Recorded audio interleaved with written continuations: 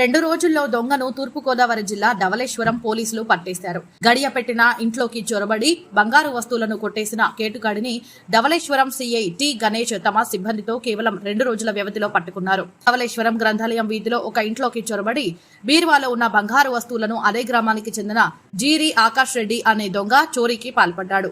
జిల్లా SP Narasimha Kishore, south zone DSP Bhavya Kishore ఆదేశాల మేరకు సీఐ గణేష్ దర్యాప్తు చేపట్టి దొంగను అరెస్టు చేశారు. చోరీకి గురి కాబడిన 2,15,000 రూపాయలు విలువైన వస్తువులను స్వాధీనం చేసుకున్నారు. దొంగను పట్టుకున్న ధవళేశ్వరం సీఐ గణేష్, ఎస్ఐ హరిబాబు, సిబ్బంది శ్రీనివాసరావు, దుర్గాప్రసాద్, లక్ష్మణరావుని జిల్లా SP Narasimha Kishore, Rajahmundry south zone DSP Bhavya Kishore ప్రత్యేకంగా అభినందించారు. ఈ నెల 1వ తారీఖున ధవళేశ్వరం గ్రామంలోని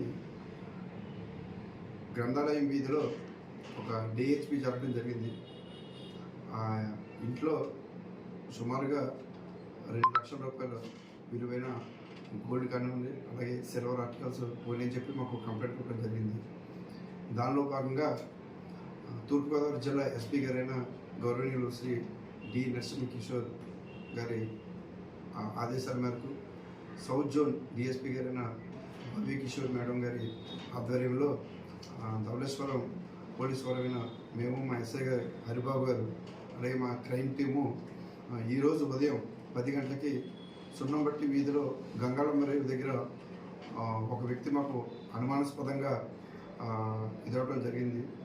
అతను క్వశ్చన్ చేయగా అతను క్యారీ చేస్తున్నటువంటి ఒక బ్యాగ్లో ఈ కొన్ని గోల్డ్ ఐటమ్స్, సిల్వర్ ఐటమ్స్ దొరకడం జరిగింది. ఏవైతే ఈ గ్రంథాలయం వీధిలో ఆ రోజు నేరం జరిగినాయో ఆ ప్రాపర్టీ ఇది. ఈరోజు అతన్ని అరెస్ట్ చూపించి జ్యుడిషియల్ రిమాండ్కి పంపించడం జరుగుతుంది. ప్రజలందరికీ తెలియజేసేది ఏమంటే, దయచేసి అందరూ సీసీ కెమెరాలు పెట్టుకోండి. ఇప్పటికే ఈ ధవళేశ్వరం గ్రామంలో సుమారుగా 270 వరకు కెమెరాలు ఫిక్స్ చేయడం జరిగింది.